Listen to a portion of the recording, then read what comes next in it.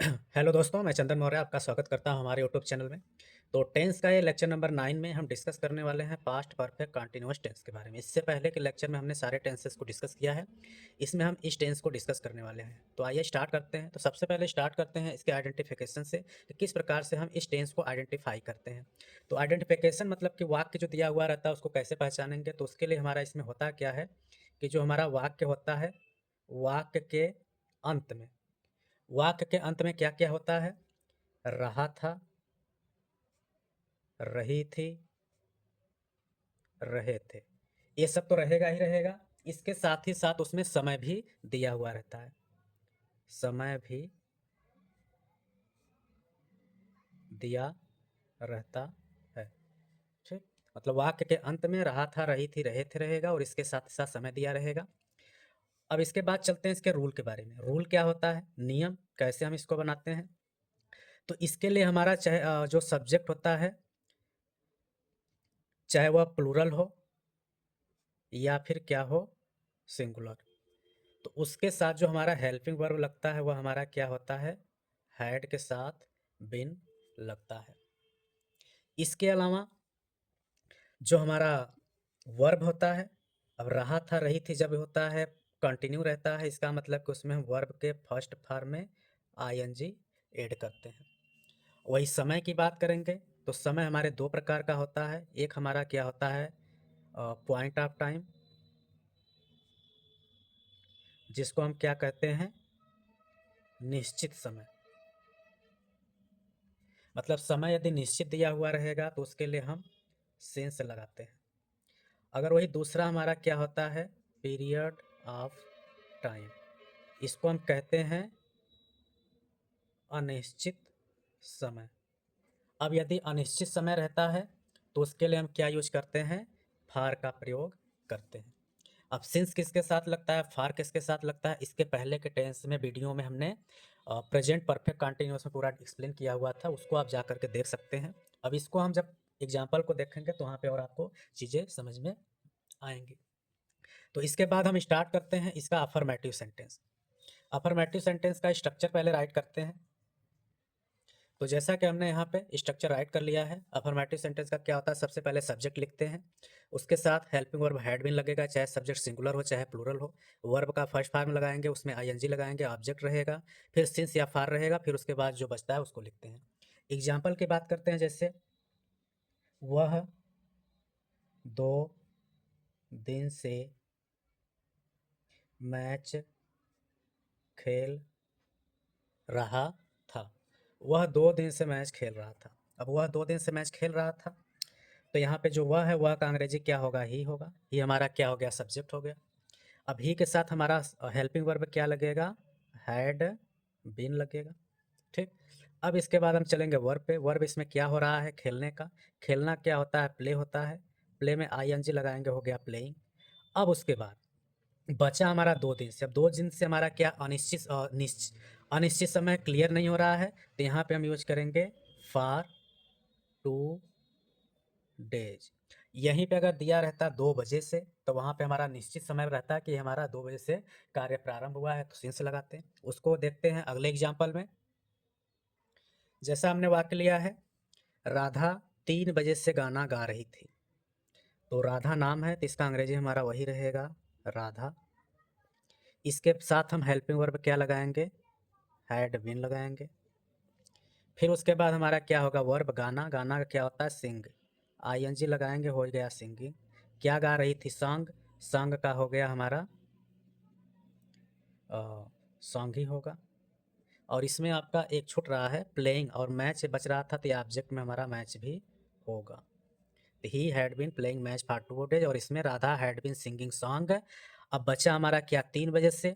अब 3 बजे से निश्चित समय है, तो निश्चित समय के लिए हम क्या यूज करते हैं? सिंस। तो यहाँ पे हमारा रहेगा सिंस और ये 3 o'clock।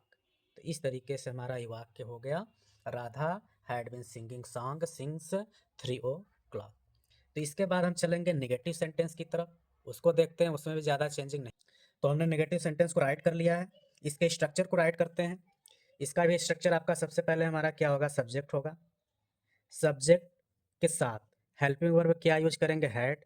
और जो बीन होता है उससे पहले इसमें एक एक्स्ट्रा नॉट रहता है, फिर बीन होगा, फिर वर्ब का फर्स्ट फॉर्म होगा, उसमें आईएनजी ऐड करेंगे, उसके बाद ऑब्जेक्ट रहेगा, फिर उसके बाद सिंस या फार रहेगा, फिर अदर वर्ड रहेगा और लास्ट में हमारा क्या रहेगा, फुल स्टॉप रहेगा। एग्जाम्पल को समझते हैं कैसे होता है। जैसे हम लोग 2 घंटे से खाना नहीं खा रहे थे। हम लोग 2 घंटे से खाना नहीं खा रहे थे, तो इसका क्या होना चाहिए। अब हम लोगों का क्या अंग्रेजी होता है, वी होता है। वी के साथ हमारा अंग्रेजी क्या लगेगा, हैड लगेगा। फिर उसके बाद नहीं शब्द आया है तो नॉट लगेगा। फिर उसके बाद बिन लगाएंगे। अब उसके बाद क्या होगा, वर्ब है खाना, खाना का क्या होता है, ईट होता है। आईएनजी लगाएंगे, हो गया ईटिंग। फिर उसके बाद इस खाना का हो गया फूड। अब क्या बोल रहा है, 2 घंटे से। 2 घंटे हमारा क्या अनिश्चित समय है, तो क्या लगाएंगे, for a 2 hours, full stop. तो इस तरीके से हमारा हुआ, we had not been eating food for 2 hours. इसी तरीके से हम एक सिंस वाला भी एग्जाम्पल देखते हैं। जैसे हमारे पास मान लेते हैं एग्जाम्पल है, मैं 1 बजे से अंग्रेजी नहीं पढ़ा रहा था। मैं 1 बजे से अंग्रेजी नहीं पढ़ा रहा था। अब इसका बनाना रहेगा तो कैसे होगा, इसको बनाते हैं। तो मैं का अंग्रेजी क्या हो गया, आई हो गया। आई के साथ क्या लगाएंगे, हैड लगाएंगे। नहीं शब्द आया है तो नॉट लगाएंगे। इसके साथ लगेगा बीन। ठीक। अब इसके बाद हमारा क्या, वर्ब पढ़ाना। पढ़ाना क्या होता है, टीच। टीच में आईएनजी लगा देंगे, हो गया टीचिंग। अब क्या नहीं पढ़ा रहा था, अंग्रेजी। अंग्रेजी का हो गया इंग्लिश। अब इसके बाद बचा 1 बजे से। 1 बजे से निश्चित समय है, तो निश्चित समय के लिए हम क्या लगाते हैं, सिंस लगाते हैं। फिर उसके बाद हमारा क्या रहेगा, 1। उसके बाद ओ क्लॉक। तो ये हो गया हमारा, I had not been teaching English since 1 o'clock। एक और एग्जाम्पल इसका देखते हैं। जैसे वे लोग 2 महीने से काम नहीं कर रहे थे। वे लोग 2 महीने से काम नहीं कर रहे थे, इसका कैसे बनेगा, तो वे लोग हमारा एक ही में हो जाएगा, दे। अब इसके साथ लगाएंगे हैड। नहीं शब्द है तो नॉट लगाएंगे। फिर उसके बाद लगाएंगे बीन। फिर काम, इसमें वर्ब क्या हो रहा है, काम करना। काम करना क्या होता है, वर्क। आईएनजी लगाएंगे, वर्किंग हो गया। अब इसके बाद 2 महीने से। 2 महीने से क्या हो गया, अनिश्चित समय है तो फार होगा। और इसके बाद 2 और महीने का मंथ। ठीक, इस तरीके से हो गया। इसको हम एक तरीके से दूसरे तरीके से बना सकते हैं। वे लोग का अंग्रेजी अंग्रेजी हो गया हमारा दे। दे के साथ क्या लगाएंगे, हैड। नहीं है तो नॉट। फिर उसके बाद बीन लगेगा। अब कर रहे हैं, करना का हो गया हमारा डू। आईएनजी हो गया डूइंग। अब ये काम का क्या हो जाएगा, वर्क। फिर उसके बाद 2 महीने से वही अनिश्चित समय है, तो अनिश्चित समय के लिए फार। फिर उसके बाद 2 और महीने का मंथ। तो इस तरीके से हो गया। तो इसको हम दोनों तरीके से बना सकते हैं। तो आगे चलते हैं इंट्रोगेटिव सेंटेंस की तरफ। तो इंट्रोगेटिव सेंटेंस का हमने यहाँ पे लिख लिया है। अब इसका टाइप फर्स्ट। टाइप फर्स्ट में क्या होता है, जब क्वेश्चन वर्ड वाक्य के प्रारंभ में आए, मतलब जब वाक्य के प्रारंभ में प्रश्नवाचक शब्द आता है तो उसको हम फर्स्ट टाइप कहते हैं। तो इसके लिए स्ट्रक्चर भी होता है। तो जब भी क्वेश्चन वर्ड स्टार्टिंग में आता है तो उसके लिए हमारा जो हेल्पिंग वर्ब होता है उसको पहले लिखा जाता है। तो हम यहाँ पे हेल्पिंग वर्ब पहले लिखेंगे हैड। फिर उसके बाद हमारा आता है सब्जेक्ट। फिर उसके बाद लगाएंगे बीन। फिर हमारा वर्ब का फर्स्ट फॉर्म में आईएनजी लगाएंगे। ऑब्जेक्ट रहेगा तो वो होगा। उसके बाद सिंस रहेगा, फार रहेगा, अदर वर्ड रहेगा और लास्ट में इसमें क्वेश्चन मार्क का होना जरूरी है। इसको एग्जाम्पल से समझते हैं। जैसे मान लेते हैं, क्या वह शेर 2 घंटे से हिरण का शिकार कर रहा था। क्या वह शेर 2 घंटे से हिरण का शिकार कर रहा था। तो इसका वाक्य बनाना है तो सबसे पहले हम क्या करेंगे, इसको हमें कुछ नहीं करना है। सबसे पहले हम चलते हैं सब्जेक्ट वह शेर है, वह शेर के साथ हम क्या लगाएंगे, हैड लगाएंगे। तो यहाँ पे हो गया हमारा हैड। वह शेर का क्या हो जाएगा, दैट लायन। फिर उसके बाद क्या होगा, बीन होगा। इसके बाद वर्ब चलेंगे, तो वर्ब क्या है, शिकार करना। शिकार करना क्या होता है हमारा, हंट। आईएनजी लगाएंगे तो हो गया हमारा हंटिंग। किसका, हिरण का हमारा होगा आप, हिरण का हो गया डियर। अब उसके बाद 2 घंटे से 2 घंटे हमारा क्या अनिश्चित समय है, तो फार 2 आवर्स और लास्ट में क्वेश्चन मार्क। तो इस तरीके से हमारा हो गया, had that lion been hunting of deer for 2 hours. एक और एग्जाम्पल देखते हैं, और भी सही तरीके से समझ में आ जाता है आपको। एक निश्चित समय का लेते हैं, जैसे वह आदमी सुबह से मैदान में क्रिकेट खेल रहा था। वह आदमी सुबह से मैदान में क्रिकेट खेल रहा था। अब इसका वाक्य बनाना रहेगा। अब एक्चुअली क्वेश्चन मार्क यहाँ पे हमारा क्या छूट गया है, तो क्या हो जाएगा वाक्य हमारा सही तरीके से इसके अकॉर्डिंग, क्या वह आदमी सुबह से मैदान में क्रिकेट खेल रहा था। तो हमें इस क्या का अंग्रेजी तो बनाना नहीं है। सबसे पहले हम हेल्पिंग वर्ब से स्टार्ट करेंगे। तो हेल्पिंग वर्ब हमारा क्या होगा, हैड होगा। अब हैड के बाद क्या होगा, वह आदमी का क्या होगा, दैट मैन। फिर उसके बाद क्या लगाएंगे, बिन लगाएंगे। इसके बाद हम क्या चलेंगे वर्ब पे। वर्ब में क्या है रहा है, खेलना।